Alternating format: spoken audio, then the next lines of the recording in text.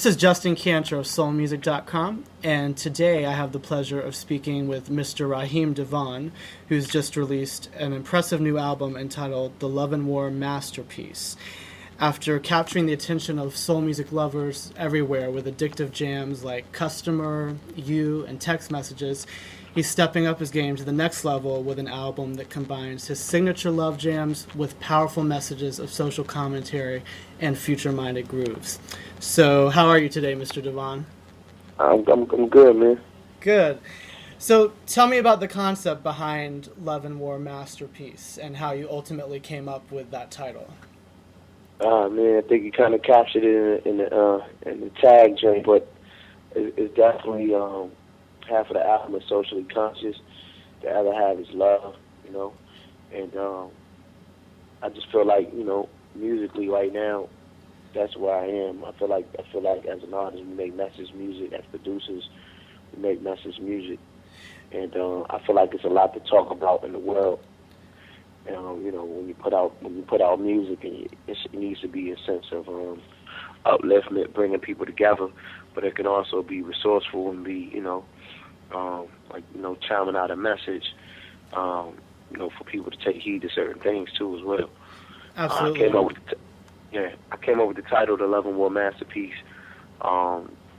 Ultimately, just to play on the word of masterpiece. I know that instantly would catch people's attention. Uh-huh. As far as people saying, "Well, this better be a masterpiece." Right. But it's also a spin off the fact that I feel like that's something that we all trying to internalize. As artists, as human beings, professionals. In our personal relationships, we're trying to master. That love thing, at work, on the workplace, it's trying to master our sanity. You got people going into the workplace now in this country. You don't know if you're going to have a job from day to day and that type of thing. So I think, you got people trying to get closer to God. It's just in all aspects, is trying to master that internal peace in their own lives. So I feel like I wanted to make a album, that just like the soundtrack to that. So you have a lot of musical depth in this album as far as the styles that you're performing. With Bulletproof, the first single, you have a retro soul vibe, and then you have some hip-hop stylings on The Greatness, and even a little bit of a house music style groove on Lose Control. Do you listen to all types of music, and if so, do you draw ideas from different genres when you're making your own music? Oh, definitely. Definitely yes on both of them. Plus the fact, the producers I work with, a lot of the cats and DJs, Kenny Dope, Yeah. Gonzalez, for example, who did 11 of the 20 joints. He is a member of Masters of Work. Yeah. They're known for house music. You know what I mean? So, but he has a passion for soul and hip hop and all that type of thing as well. And has done that type of music as well. He produced on my first album, As Who Loves You More, and he also produced Desire and Marathon off my second album. So definitely, I try to mix it up and just be diverse as far as the music is concerned. I have influences from all different types of genres of music. Mm-hmm. And speaking of that, on Bulletproof, you have a sample of Curtis Mayfield's Other Side of Town. And I was curious, did that song itself provide the initial idea for Bulletproof? No, because I won't say that it did. It really didn't. But what it was is that I think Curtis's music is so infectious. You know what I'm saying? Like, when I made that, it gets deeper on the esoteric level. You know what I'm saying? It gets deeper on what?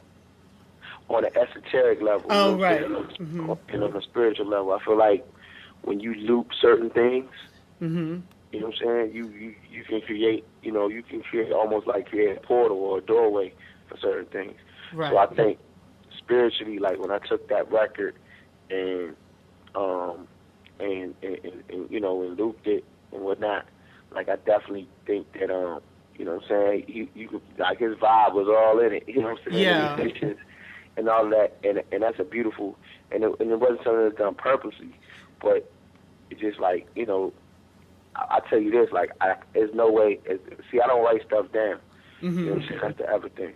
So there's no way I could. One thing I can say is that there's no way I could have put like some bullshit on top of that. You know what I'm saying? Like his record stood for something and meant something. You know what I'm saying? So if I'm gonna do something over, you know, sample somebody's record, whoever it is, like, I feel like it has to be equally fulfilling. You know what I mean? If not better, as far as the direction or, you know what I mean, the artistic vision. Now, you said in a recent interview, I believe it was with the Atlanta Journal, that we live in a world where everything is cookie cutter. And so with that thought in mind, do you think getting across the message of Love and War Masterpiece is a hard task?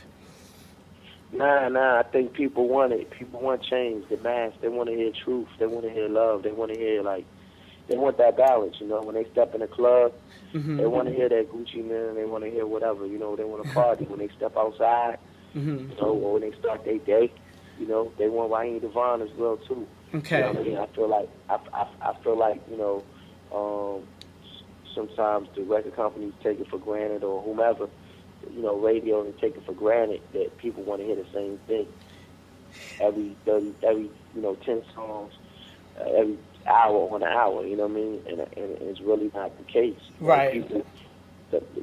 People now, the last place they're going to get that outsource of music is like the radio, you know what I'm saying? That's true. They're going to satellite, they're going to social network, the sites, they're going to go find like something fresh, or what's hot, you know what I'm saying? Like, what's hot in music right now, or, you know, what happens. So now I think, you know, it's time for people, you know, and for people that everything ain't for everybody. You know, you can bring a horse to water, you can't make him drink. Right. How much of a competitive edge do you feel with other young artists who might have a tendency to do more trendy material and might be in the top 5 or whatever?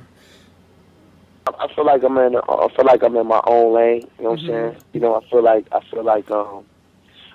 I do influence a lot of artists. You know what I'm saying? I feel like there's a few of them that I feel like I influence in particular. You know what I'm saying? But that's what it's all about. You know what I'm saying? That's the game. You know what I'm saying? That's what I love about the game. I'm very competitive. I think it's a level of intimidation as far as when it comes to me performing live in my live performance. You know what I mean? Which makes it kind of hard to tour with different individuals because, in one aspect, you know, on paper, or, you know, or if they're selling more units, or they've been doing, you know, their career, they've had a career for some time now, longer than mine. Right. I mean, they may feel that they are entitled to headline, whereas I'm not pressed to headline, but if the promoter want me to headline, I will headline. I feel like I'm not big enough to headline, but they definitely don't want to close after me. You know what I mean? So right. But I'm you know, all in all, it's the game. I love it. You know what I'm saying? I'm very competitive. Like, and I'm definitely about to, you know, I think the album is a reflection of that, and that I'm turning up the heat. You know what I'm saying? Or, you know. I read also where you said that you're in the process of finding new ways to tell the story of the plight of the black man. So would you say that this record is largely focused on black empowerment? I won't say it's. I won't say it's so much as it's black empowerment. I think it's just. I think it's just empowerment just over your life in general. You know what I'm saying? Like, I feel like I would love to see my audience be a lot more diverse, and it is becoming that. Just an age barrier, you know what I'm saying, where I get 3 generations at my show.